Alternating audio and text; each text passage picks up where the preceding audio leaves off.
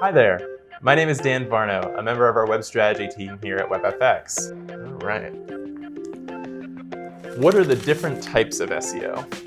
So I think in a lot of cases, a lot of people can look at SEO and just think it's some technical modifications to the website. Putting some keywords and some content, maybe making some tweaks to the website itself or the title tags, all those different types of things. But really there's like 200 different ranking factors that Google's evaluating when they're looking at your website compared to some of your competitors. So for us, SEO really has to do with everything that it takes to drive an organic conversion on a website, whether that's an e-commerce sale, a phone call, or a contact form.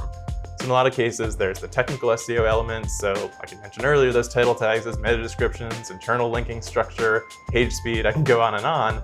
In a lot of cases, there's also the content marketing aspect. So making sure we have enough information on the page with the right keyword density, blog posting to answer potential clients' questions. And the other side of this, really link building, about 40% of what Google cares about at this point, driving high quality links directly to your site from high quality sources across the board. So lots goes into SEO, not just some minor tweaks on an ongoing basis. It certainly takes a village to get it done right.